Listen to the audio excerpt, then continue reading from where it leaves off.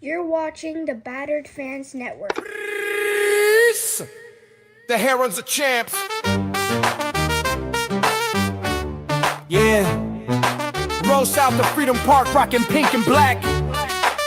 Official tissue in the 305, bounty full of greats. The Battered Fan with Chris and Dan dropping hot takes. Messi and the Herons start the season with a star on the crest. So 29 fan bases can cry, cause we the best. Sign homegrowns like Noah, Frey and Ruiz, replacing goats with greats. Yeah, Miles got the cheese and he called it. Freedom to dream was the backbone. From Lockhart to Miami, it feels good to be at home. Multiple times a week on YouTube and audio. Take the time to subscribe, like and share the show. So check and chat, grab your MLS Cup and coming. No question about it, I'm ready to get a star again.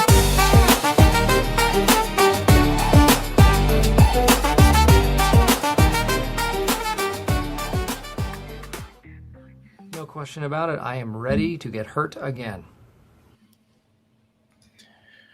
Chris, the Herons are back.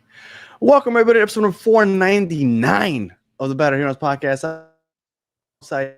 As will be wings, sir. Stancy, much appreciated. Yes, the Herons are on time all the time. Okay, so don't hate. And I gotta see this here because Claude is saying Miami transfer rumors are back. I don't know what rumors Claudio is talking about. I haven't heard any rumors. And yes, night game almost 500. So this is episode 499, one away from 500, halfway to 1,000. Chris, I didn't see that coming 4 years ago when we started this, but halfway to 1,000. And we got State of the Herons. For those of you that are new here, we do this once a month, kind of the State of the Herons. We usually wait till the middle of the month, but people are so up in arms and so emotional when Miami wins, and then when they lose, and then when they almost lose, and then they make a comeback, and then they win. So we figured this is probably a good time. Episode 499 sounds about right. And we have a special guest. We haven't had a first-time guest in a while. We usually have the usual cast of characters come and join us. But because we're almost at 500, and I feel like this is a special season, we wanted to start it off with a special guest. So without further ado, from Apple, I'm sure everybody knows him. And at one point in the offseason, I think he joined the villain crew because everybody just started hating on him during the offseason just for a certain comment he made, and we'll get over that. Mr. Andrew Wiebe, how are you doing, sir? I've lived as a villain for many years now, depending on the moment and the fan base, boys. So overjoyed to be on episode 499. Whoever gets on 500, what a lucky individual that is. But here I am on 499 to talk Miami, and we're emotional. We're emotional after 2 weeks. What's going on here? Tamp it down. You're the defending champs. Chill out. I wish they would, but they can't. Especially my co-host here, Chris. He leads the pack. He is the one that gets everybody riled up. Hey, listen, being emotional, being invested, feeling every result, every moment, every little thing, that's sports fandom, man. That's the way it is supposed to be. And that's how I feel about my teams, about my moments, about all those things. So I identify. I would never shout that down. That's why we love this, right? Like, if you didn't have the emotion tied up in it, if you didn't react, what's the point? Why are we even here? I can't handle it. No, Danny, I completely agree with that. Andrew, you're on point. I mean, the whole chat's asking for a goalkeeper poll. We've been having a poll just about every episode. You don't know what you just walked into. Dane St. Clair and my boy Rocco Blocco. And there was one night we had it, and it was 51-49 with Rocco winning. And Danny went on a couple YouTube channels and voted against Rocco, fixed the polls, and because of that, shut the poll down in perfect time to have Dane St. Clair win. Election integrity at stake on State of the Herons. I never thought I would say that phrase, but here we are. Here we are. Yes. Listen, I think it's Dane's job. It's Dane's job, and give him a second. Give him a moment to settle. He was a little bit late coming in preseason. It's a much different style than he's been accustomed to. Let's think about Minnesota and the way that they played. Everything was sort of in his lap. The traffic around goal was different. His responsibilities with the ball were very, very different. I thought that moment in week 1 against LAFC, I thought he was actually really good coming out and using his feet until that moment. And he just got caught in between. And I know it doesn't feel good when it happens. And I know that this is a club and this is a team and this is a year in which you expect everything to be perfect because that's what you see in your mind's eye. That's what this squad sees in their mind's eye. That's what ownership, the coaching, everybody. But mistakes are going to happen. Better mistakes in week 1 than in match day fill in the playoffs. Boss Daddy, you're wrong. I can see the love between Chris and I. I can feel it. It's it's emanating through the screen to me. Well, you know what? I'm feeling it more than I think Chris is right now because I feel like you basically just reiterated everything I've been saying over the last couple of weeks. Everybody was telling me, "Oh, Dane St. Clair faced so many shots last year, though." Yeah, but they weren't good shots. I mean, Minnesota, I think historically held possession the least amount of time of any history this year. If they got a shot, just a bad shot, they what's going to be facing here, one-on-one opportunity, call break. He's going to have to come out of the box. He's going to have to time his runs. He has such a different responsibility. You just got to give him time, and it's not going to always look pretty. I completely agree. Chris, was that you dropping his internet connection right there just to torpedo his argument? Danny historically is connected to the Wi-Fi next to his house, which is the McDonald's Wi-Fi. So if it wasn't for that, you'd probably listen. The point that he's trying to make, I guess, and it's true. Like Minnesota always drops back, and so it gives obviously a better defense, a better structure in front of Dane St. Clair. But now, when you only have one guy playing safety in the back for Inter Miami, of course Dane St. Clair's not going to look as golden. But listen, he is undoubtedly, unquestionably an elite shot stopper. He plays more in this way with Canada, who are much more on the front foot and play a much more open game than Miami do. I think you just have to give it time. He's adapting to new surroundings. Goalkeeper is a position where it is really feast or famine. Like if you make a little tiny mistake, you guys listen, Look on the other side in this game on Sunday. The other side of the Canada coin too. Maxime Crépeau, for a while there, looked real good. And then it sort of fell away for him. So I think over the course of time, Dane will solidify himself. He'll get more confident. He'll get more sort of reps and understanding of what's expected from him in this system. And his innate abilities will stand out and matter in the biggest moments.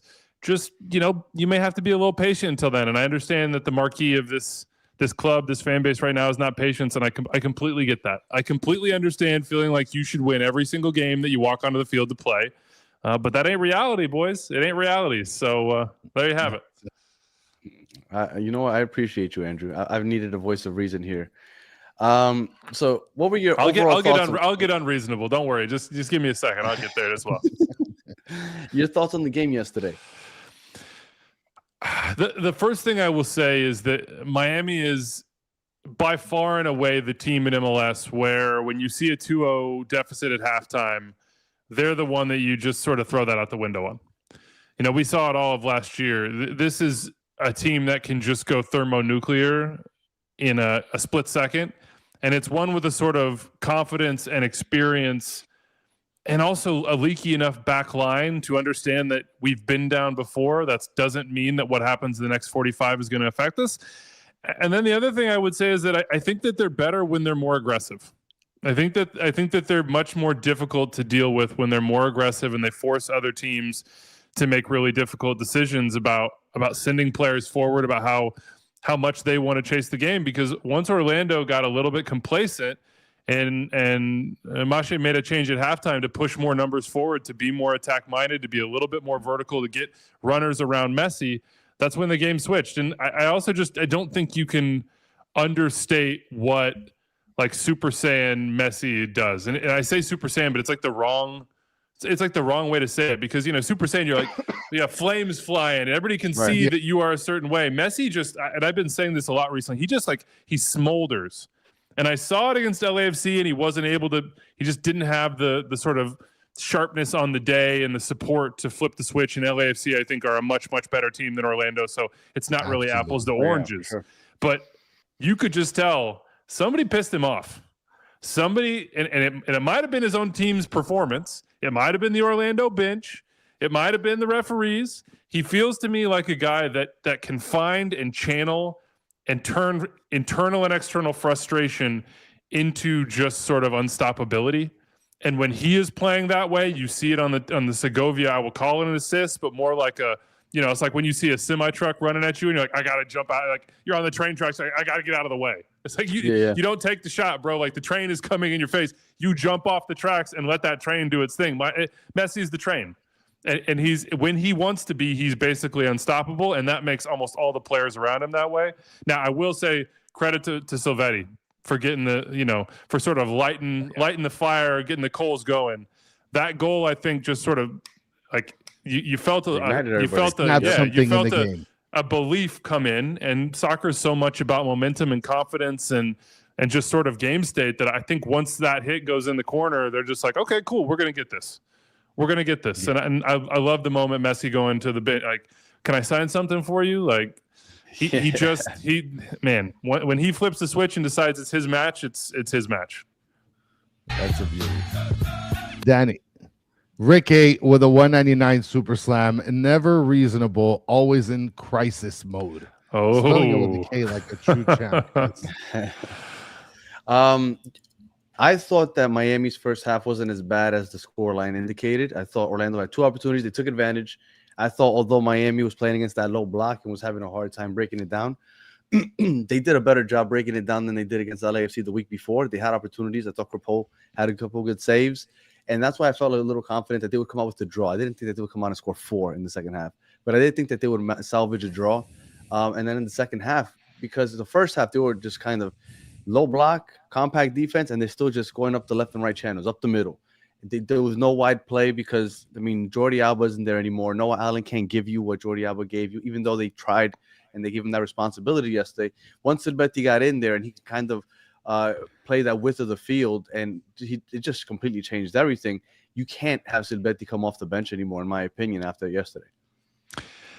I agree with you. I think there's also something to be said for the Allende-Bertarame combination. I just think that with both of those guys making runs, and to your point about Silvetti, somebody to hold a fullback and kind of create width along a back line, the way those two make runs and the way they interact around Messi and just provide space for him and options for him, it changes everything. And we saw that in the playoffs with Allende as well. And when they signed Bertarame, my first thought was like, okay, well, now you have Allende, but with a track record of scoring volume goals in this region.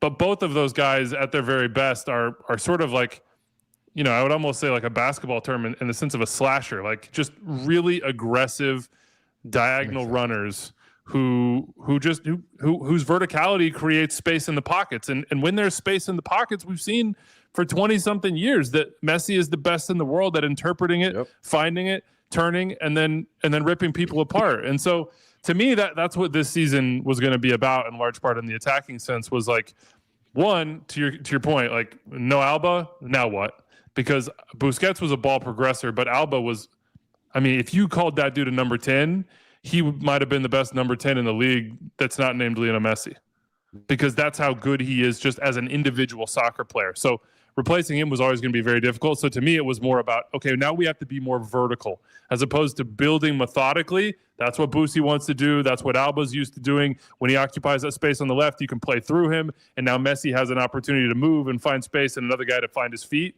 Okay, well, now we got to be more vertical, and that space and that verticality will open up Messi. It's not going to be the same. I talked to Javi Mo before week 1. He said, listen, we're going to be different. We are going to be more of a direct vertical team than we were last year. We will find a mixture of that. I just thought in match day 1, LAFC took that away. LAFC just said, cool, we are not going to let you have that, and we might be, outside of you, the best vertical team this league has ever seen, maybe even better, and that's where they hurt him. Well, and speaking of the verticality, and I was talking to Danny a little bit earlier about this, like people, I think, don't understand that Noah Allen is the replacement to Jordi Alba, because Regilon got injured in the first preseason game. And I think that there's like this high expectancy because of the simple fact that whoever plays back there is playing for Jordi Alba. But we're talking about Noah Allen, who's essentially the third string left back. And Danny, you started a comment here talking about RDP everybody thought they thought you said that he had a good game. Listen, I thought he had a garbage game, not a garbage game, but not a great game. But then I kind of started thinking about the game yesterday, and it wasn't really that bad. But then it goes back, Danny, do you want not that bad out of a DP like RDP? See, but I disagree. I came on the post game because we do a post game right after the games, and I said that's the best game I've seen RDP play as an Inter Miami player. There was a game against Seattle the second time after the Leagues Cup that I thought he had a great game. And the Leagues Cup, I guess the MLS Cup, I guess it stands out more than anything because of that goal. I thought yesterday he was the one pulling the strings in the midfield, and I think that it's overshadowed because of that bad giveaway that led to that first goal by Orlando. But if you take that giveaway away, I'm sorry, RDP was pulling all the strings. He was getting the passes into the final third. I thought RDP had the best game.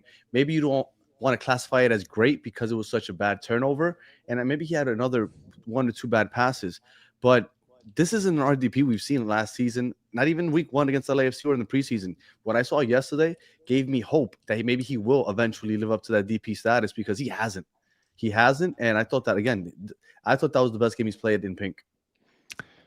I think it's hard. And there's a lot going on with the RDP deal here, Andrew. So, like, tread carefully. You gotta be oh my crazy God. On both sides. Tippy toes. To watch out for the watch out for the little the rock on the temple that's going to fall under and leave the swinging blades at me right now. But it's a difficult position, I think, for RDP, because I don't think he has historically been like a conductor sort of midfielder, at least solo.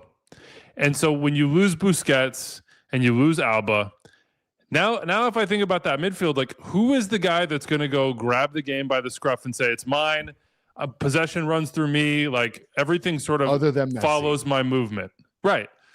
But you want Messi higher up the field. Like, maybe he drops in to sort of get a touch or two to get the rhythm and sort of the game moving, but you still need that player in there. And so I think you're asking RDP for maybe more than he has historically been asked, especially with the ball. It doesn't mean he can't do it. But I do think it's a completely sort of new vibe, new look midfield, because Bright didn't get a ton of starts last year. Like, it wasn't like he was a 34-game starter. And anytime you're talking about, okay, we played this, he did that, it's Busquets is sitting there. So I just think about the way that the game works in the middle of the field and sort of the safety outlet that Sergi is. Like, you just give it to his feet and then you move. And now the responsibility is more like somebody's giving it to my feet. Somebody is playing it to me and saying, you fix the game. You make the game right now. You find Lionel. You don't lose the ball in bad positions. And it's going to take a second. This whole team is going to take a second to be at their very best. Now, the challenge with that for Miami is that they've been very clear about the thing that matters most, and that's the thing that's about to kick off. That's CONCACAF Champions Cup. I have no doubts about this team figuring it out and kind of getting into their best place come playoff time. That'll happen. It'll take some time to get there. The bigger question for me is, when CCC comes calling, is this entire group ready for those matches, those moments, and those stakes that don't give you any moment to make that bad pass, that don't give you the moment for Dane to go down to his left on the Pasalic shot and a save that I think you expect him to make, and not have it happen. Like, that's where the question is open. I think very answerable, but it's very open, as it is for every team in that competition. It has always been for MLS teams. So I think it will get there. It will look different. It won't look the same, but I think it will get there in a different way than it did in the last 2 years. I think Ayala wasn't necessarily brought in to be the Busquets replacement, but he's the one that gives you a little more on both the defensive end and could also progress the ball a bit, which gives Rodrigo de Paul more freedom to play with the way he's always played in his career. Now, we haven't seen Ayala really. We saw him for maybe 45 minutes tops in the preseason. He didn't really do much. I don't know what Ayala is. I've talked to some people from Portland. They tell me that he is destined to end up in Europe, that we're going to love him. But again, I haven't seen enough of him to really know if he can give us that. Unfortunately, he didn't start the first game. Obviously, condolences to him, and his father passed away, so he wasn't around last weekend. But I'm hoping that Ayala can kind of help fill that void, because as much as I love Yannick Bright, and Yannick Bright is your prototypical holding midfielder that will, he's a ball stopper. He will intercept balls. He'll win balls. He'll body people off balls. He's not that guy that's going to help progress the ball. And you need somebody that can do a little bit of both next to RDP. And supposedly Ayala can do that. Obviously not to a level that Busquets could, but if you can get somebody that can do it to an MLS level, I think that RDP will benefit off of that. Yeah, listen, I think Ayala can do that. I watched him a ton the last couple of years with the Timbers, and Phil Neville was incredibly complimentary of him at all times. I was honestly shocked that they moved him. I know it was a contractual thing with him coming up at the end of the contract, and I can't blame anybody for saying I'd like to play for Inter Miami. I mean, I think that's naive for people to sit around and judge players for making that decision. That to me is devoid of reality. We all have to live it in our own lives. Why do we pretend it doesn't exist for professional athletes in theirs and in their professions? He is not the passer that Busquets is. That goes without saying. He's not the same kind of like guy who just can kind of hit the pause button on games. It felt like Busi could just sort of hit the pause button at times, where when he receives the ball, everything slows down. It won't necessarily be that way. And I don't think you're going to look to Ayala to be a truly like game-breaking respect factor there, though. Yeah, progressive passer. But I think he has a good balance of the two. And, again, time. Like there were a lot of changes made to a championship team. This is not like we just run it back out, boys. Like, slap them on the ass and like y'all know each other perfectly. You played 50 games. It's not that way. So I know that patience is hard to hear, but I think patience in terms of like, in particular, relationships is going to really matter, because relationships are the basis of everything on the field, and they take time to build. They take time to understand, body shape, body movement, preferences, all the little things that matter, especially in midfield and when you're under pressure. And it's going to take a little time. I think it will get there. But even in saying that, it's still incredible. Like it's still really, really good. You lost to the best team outside of Miami in the entire league, in my opinion. And the core of that team was together for at least half a season last year. Correct. That other than Eustachio, that team was right. And listen, and Eustachio and Marc Dos Santos are like this. So it's not like Eustachio walked into a place where he was unaware of what was being prepared for him. So yeah, and it was on the road. Like I felt like people were overreacting after week one. Obviously, you don't want to 75K, and I'm telling you, I've been to a lot of away Miami games. Usually, it's a heavy pink tinge. There was many fewer pink jerseys than I expected. They showed up early, but they got outnumbered quick. But you know what? I love that. I love that yesterday you had those Orlando fans giving Messi the finger. I love that. We need more of that in the MLS. I completely Everybody agree. should give him the finger. If you're not a Miami fan, you better give him the finger. That's what everybody should be doing. If I was Miami fans, I'd be hoping for that as well, because you see what it does. Yeah. you see what it does. It's like holding the grenade and pulling the pin yourself and being like, oh, uh-oh. By the way, Danny, I just want to mention something, because Sean is out here calling you out on the chat. I beg you need to go look at the Bright Stats. He is making a lot of advanced passing. Okay, Danny. I also think he's good on the turn, and once he's able to turn, he can really drive forward. But I still think that he's the not rhythm. boosty. No, the rhythm is not there yet. It's just not there yet, and I think a lot of it's going to fall on Rodrigo to be the guy who links the midfield to that attacking trio. Absolutely. Look, I thought that RDP had a good game yesterday, and again, I think it's overshadowed. And I'm not saying that he's been good since he got here. If anything, I've been the one that's been giving him the most crap, because I think he hasn't performed like a DP player at all. But yesterday, I felt like finally he gave us a good game, which has been few and far between, in my opinion. Andrew. Yes. Oh, go ahead, Chris. You going to say something? No, go ahead, Danny. Okay. There's a lot of talk going around about how Messi has not been good for the league and isn't good for the league. And, and a lot of Nashville accounts. Sauce. And, just peppered all across. Ohio seems to hate Miami and Messi and all that other stuff. Your thoughts on all this nonsense about Messi not being good for the league? Messi is undeniably an incredible thing for Major League Soccer. I mean, it's just unquestionable that having Lionel Messi in your league would be a joy and should be a joy. And I'm not saying that for people losing him to him. I'm not saying it for people whose teams, they're putting A1 in sort of their care list. But like Lionel Messi, I think the number one thing I would say about him is not about the jerseys that I see, which are everywhere. It's not about the sort of inspiration he is to kids, because my kids love him. They know him as the GOAT. When they're playing soccer in the backyard, they're pretending to be Lionel Messi. Like that's just facts. And that is not just my kids. That's kids all over the country, all over the world. You need inspirational people to look up to and to emulate and to hope to be one day. And Messi is in my opinion, I'm pretty locked into soccer, but I think he is the Jordan of our era in terms of just his ubiquity of greatness, the respect around him, the international following. Like I think he is that guy, and I feel him in that way in my household. The thing that I would say about Lionel Messi, above all, in terms of Major League Soccer and his effect on the league, you tell me one time that Lionel Messi, when it comes to competition, when it comes to 3 points, when it comes to winning something, when it comes to caring as deeply as humanly possible about the soccer, about what happens on the field, and about winning. You tell me one time he has not lived up to a reputation that would put all of that above everything else. And to me, that is the most legitifying, like, that's what we need in this league. From every player, absolutely, and most certainly from designated players, is to treat Major League Soccer, to treat the Supporters Shield, to treat MLS Cup, to treat the CONCACAF Champions Cup, to treat League Cup, to treat every single game they play in like life or death. That is what this league needs more than anything else, and Lionel Messi is doing that.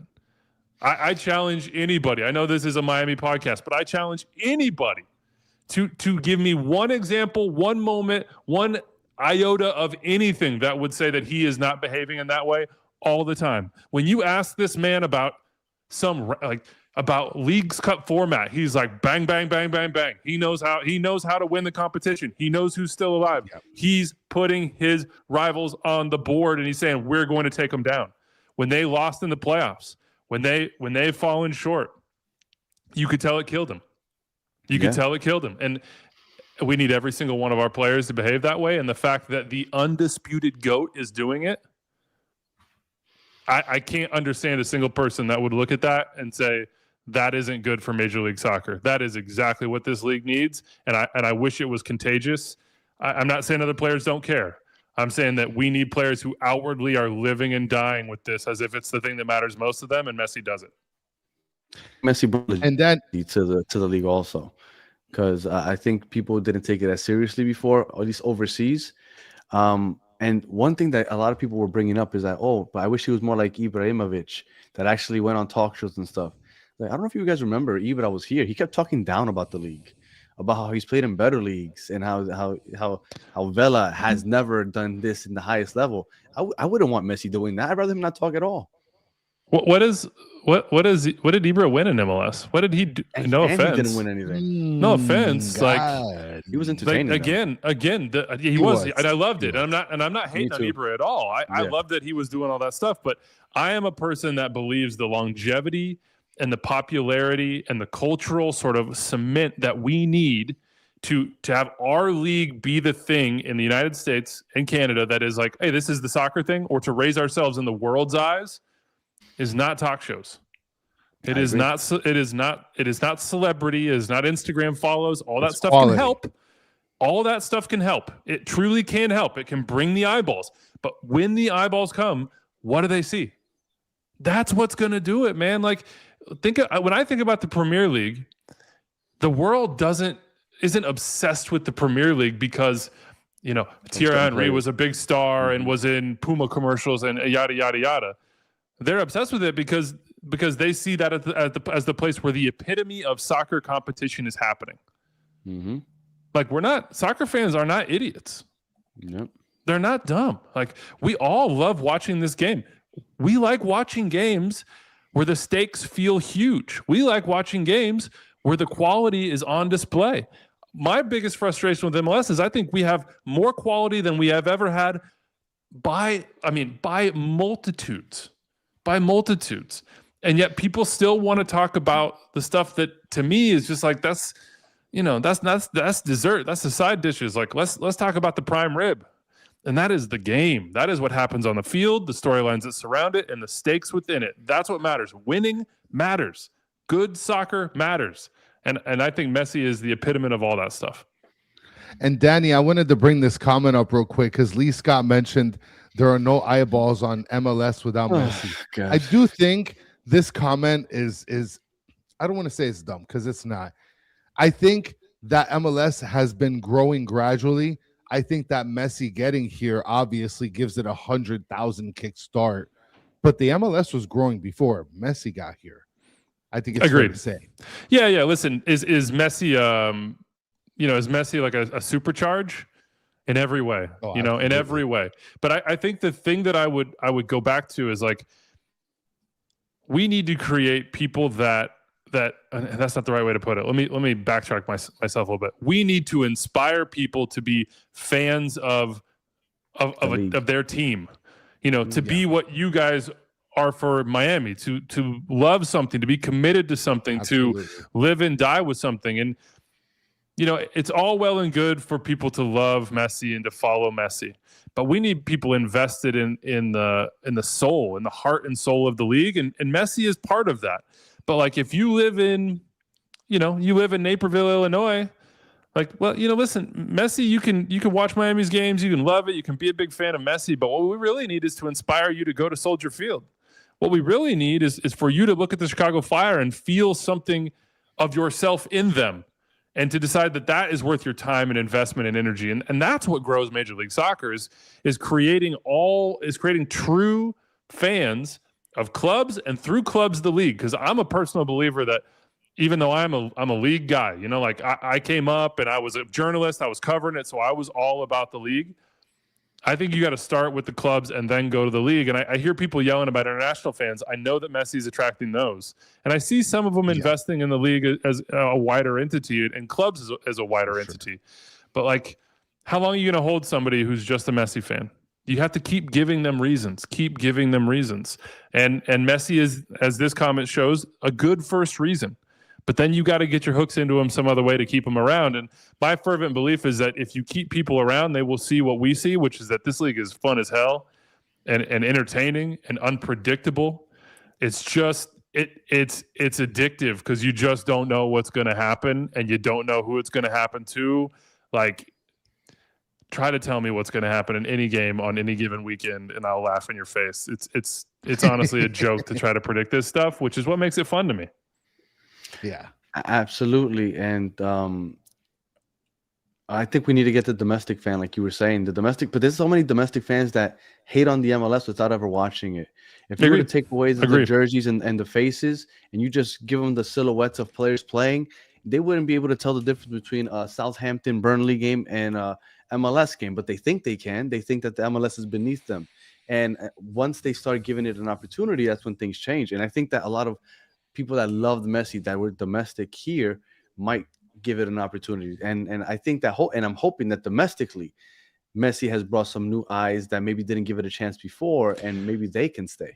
There's a lot of soccer fans in this country. We all know that.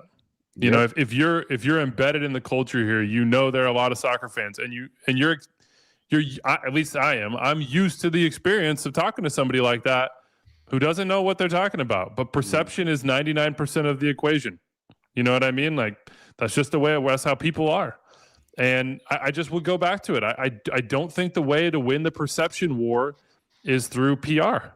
I think it's through quality. I think it's through like somebody who's a person who's skeptical tuning in for a batshit crazy playoff game and being like, now hold on. Like, hold on. Like, I didn't know that's what it was like. You know what I mean? I didn't know that you had players of this quality in this league. I didn't know that the games were this wildly entertaining. I didn't know that the environment was such and such. So that's why for so many years, the number one way to get somebody in MLS was to take them to the stadium, was to expose them to what is truly real soccer culture that we don't give ourselves enough credit for creating and nurturing and growing. And from that's where you start to see authenticity and like what people really love about this game, because you got to show them the soul. And it's funny you say that, because Chris is a prime product of that. In 2021, I hated soccer. He wasn't a fan of the sport. In 2021, I took him to an Inter Miami New England Revolution game, I believe it was. Yes, Miami beat them 5-1, I want to say. Yeah. Yes. And he loved the environment. He loved everything. He can take it. Season 2020 and he used to call it a field. The channels now calls it a pitch, and he's been growing over the last 5 seasons with the game, with Messi and everything. And he is a product. He is the person that MLS is targeting, or at least should target, because you can get people to start watching the MLS. You just got to get them out there. Completely agree. I think the other thing that's fun about soccer in North America, at least that I find fun, that I've always found really motivating, is that I truly feel like we, as a soccer culture and as soccer people, we have our hands dirty. You know, like we're building it, and whatever it becomes, we will all know that we have sweat equity there. And you know, and even if no matter what that final product is, and there won't be one because it will always be evolving, just like everything else. You know, whatever that is, you'll know that you got the dirt under your fingernails. You know, that's how I feel. I feel like this is more than a career for me a lot of the times. That's why when I go to the stadium and I see people and they're like, hey, what's up? Like, you know, love what you're doing, blah, blah, blah. I don't take that as like, oh, big chest pump out, Wiebe ego. I take that as, hey, what we're building is growing. And like my point of view as a person, not just as a professional and a soccer person, as a person is like, I'm the sort of person that, you know, my wife is always super annoyed by it. Like if we're going to go do something, I'm like, hey, I'm trying to get all these people to come. She's like, why are you always inviting your friends and family everywhere? And it's like, because I want to feel like I got the squad. The squad is growing. Like we are, you know, I want to feel that community aspect of things. And that's one of the most beautiful things about this game and this league and what we're all building is that, you know, we're just expanding that tent every year. We're just adding new places for people to come in and new reasons for them to come in. And I look forward to a day when I'm sitting on my front porch in the rocker and I got grandkids on my lap and I'm like, you know the best league in the world? I was there when it wasn't. And we put those early blocks down. And I believe we can get there. I truly do. And I wanted to just piggyback off of Danny's point in terms of like following this team and the fandom for the sport. It literally, from the moment I went to the game with him, I bought season tickets. We started this podcast. We do it in freaking Spanish. And I didn't anticipate any of that in my life. I hated the sport. And there's even people that watch this show that came onto this show just because of Messi. I mean, and now they're basically saying that they're going to stick around because they've gotten invested into this team. And hopefully, and I brought this up every so often when we've had other guests on, but I think the key here is for every son that goes to LAFC or every Hamas that goes to Minnesota, I think the key is if they can be able to retain 10 to 15%, even higher, hopefully, of those fans that come because of that one guy, I think that's a huge win. No, Danny? Absolutely. Look, PA team per se, but Luis Diaz, I'm Colombian. Luis Diaz was in Liverpool. I was gonna say now you're wearing it. Yeah, you're wearing it on the chest. I'm wearing Liverpool, okay, yeah, because I'm Colombian. So, but that was the beginning point, no, for you, Danny. It was Luis Diaz. But then what made you stick around was the deeper meaning behind it, right? Yeah, man. Were all the moments that weren't Luis only, like all these things that made you fall in love. And I guess that's what I'm saying about that. And I agree with you on the 10 to 15. I hope it's more. Is that we have to give people like, listen, Son can be a hook, Messi can be a hook. You have to give people something deeper beyond it, because what connects people is community, is soul, is feeling invested and feeling that investment around them and feeling support around them. I say all the time to you know, within the organization, MLS, within our broadcast, is that what keeps people around is community. And to me, that's what soccer is. Like, that's what the entire basis of this is. When I think about my life in soccer, I don't think about, my paycheck comes from MLS. This is what I do. I think about, hey, Saturday mornings in Brooklyn, we used to go play on the East River, and like all those people are still well, we had the pickup as well, but all those people are still my best friends. You know, I think of the people that I think of games that I was at with my buddies, drinking beer up in the crowd, going crazy.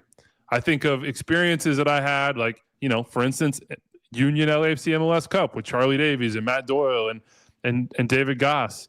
And yeah, we were there to do the professional thing, but I remember the moment that Gareth Bale scored and he ran to our corner, and I felt like I was having an out-of-body experience. And I remember the scooter ride back to the hotel. I remember that more than I remember the game. Like, those are the things that get people stuck, like Yes. the group chats, the bullshit, the things that make us human, that's that's the stickiness to me. And we need to encourage, and we need to appreciate, and we need to recognize that's what we're doing and that's what we're building. Absolutely. Matt Doyle. So just bringing it back to Inter Miami real quick. Inter Miami, what's your outlook for them this season? Do you agree with everybody that says CCC or bust? Because I think that's a little over the top. The CCC isn't easy to win, and although Miami built a team that has a great roster compared to other MLS teams, Liga MX is still running out with no salary cap. It's not even just Liga MX, man. It's Nashville off the jump. Like, that is Nashville too. Yes. That's a really difficult round of 16 opener in CONCACAF Champions Cup. Like, they've got some insane quality, and these teams have history. I hear you when you say that it's over the top, when it's maybe a little histrionic, that, hyperbole, etc. I think the challenge with that is that Inter Miami have taken the reins on branding themselves, and branding themselves as a club who sort of dreams the unthinkable dream, who does the thing that everybody says that they can't or shouldn't or won't be able to do. And they have branded this competition as the one that they want more than anything else. And when you have Lionel Messi, I do think that basically every competition for them is basically win or bust. And bust is not like tear it all down, this is a disaster, woe is us. It's just like, man, you don't get that many swings. Like, we're talking about a situation where it's like, hey, these are like, you got like 6 swings left maybe. Like, you see 6 pitches. Are you going to hit them? If you don't, that might be what you're thinking about for the rest of your life or for a long time either way. So I think it's a healthy perspective. And I talked to Javier Morales. I had a really good conversation with him because I'm an MLS nerd. And before every game I do, I'm always like, how can I talk to like 5 or 6 people that can give me really good perspective on what I'm going to see and what's going to happen? And I just asked him straight up. I was like, what have you learned about expectations in a club like Inter Miami that you didn't know before? And he said, I played in clubs that won championships. He played at RSL. But he's like, I didn't play any massive clubs. I didn't play in Europe at a club like that. I didn't play with players like Busi and Messi and Alba and all these guys. And he said, where I was, we talked about expectations all the time. He said, blah, blah, blah. We talked. He said, what I learned from Tata and Mashe and from Leo and from Busi and from Jordi and all these guys is that when you are truly this good and have this big of expectations, you don't need to talk. Talking does you no good. Nothing needs to be said. Like, the expectation is here. Meet it. That's it. We're all here to meet it. And so when I look at this club and this organization and this coaching staff and these players, I'm sure that a lot of the young ones are learning that right now, from Suarez and Leo and all of them. You don't got to talk about it. You just got to go do it. And so I don't think this team is sitting around in the locker room saying we have to win Champions Cup. I think it's more, when you don't meet expectations, there are consequences. There are emotional reactions. There are, changes that are made. There is a demand on your performance. Absolutely. I think that this club should expect in every competition that they're in that they can go win it, and they can. So, the difference between great clubs and mediocre ones is that you expect it and you do it. So, do you think that this season will still be a success, or could it be a success if you don't win these? If you don't win things. I'm sorry, you broke up on me. Oh, CCC. You broke up. You connected your potato Wi-Fi again. Certainly the first half of the season, I think maybe it's not win or bust, but it's definitely final or bust. It's definitely final or bust. I think that was one of the most disappointing things about those early couple years, outside of obviously Leagues Cup, was that they didn't get to that point of championship potential. Because when you get into a 1-game situation or 2 games or whatever it is, like, those are fine margins, man. And you're playing a team that has the same expectations as you, the same, maybe not the same quality in terms of their very best player, but the same quality across the board. And things can go any which way. But you got to make finals if you got Lionel Messi. And once you're there, you're basically betting that with Messi, you're going to win a lot more than you lose. So to me, it's final or bust as far as success goes in CCC. It's final or bust. I agree. Chris? No, I totally agree with that. Now, I'm expecting like 2-3 trophies this season. And if we don't get 2 or 3 trophies, then you know that the whole world's on fire, Danny. And Rocco Blocco has to be starting for part of that. How would you guys order the trophies? Just so I can kind of wrap my mind around. Let me guess. You going CCC, MLS Cup.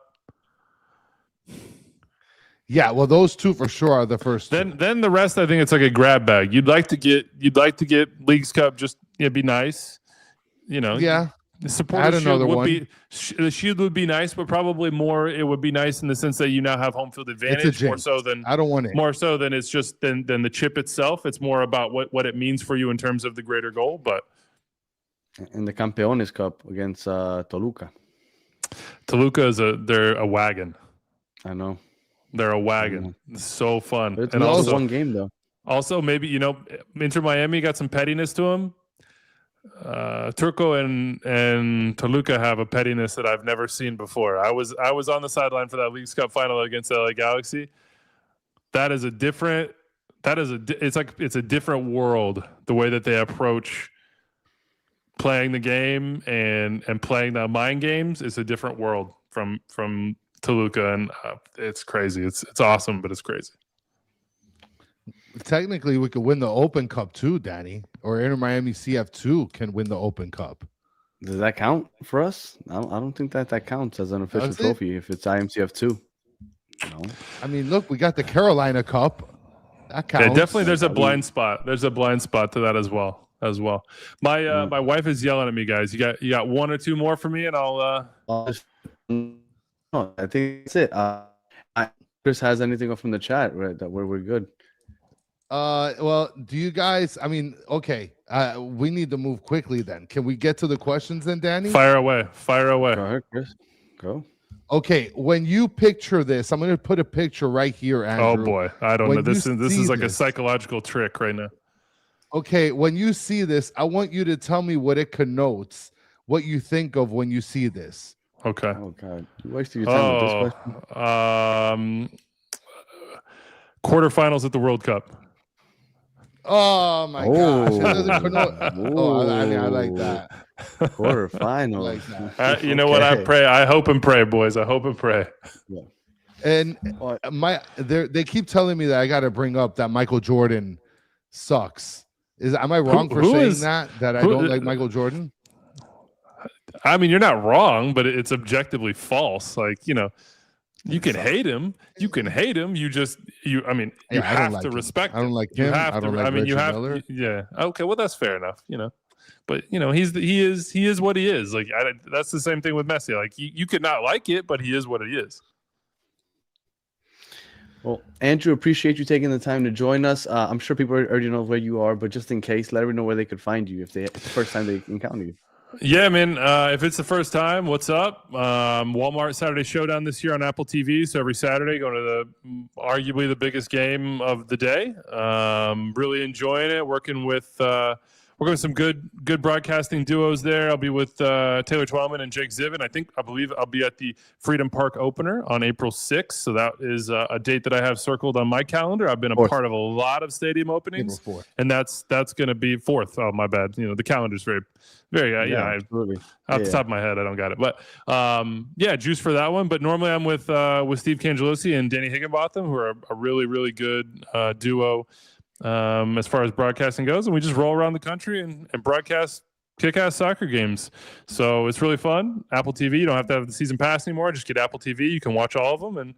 And yeah, I'm jumping on Soccer-Wise on Mondays this year a whole bunch because I miss my boys. And I miss this, honestly. Like I miss just sitting around talking about soccer and firing takes.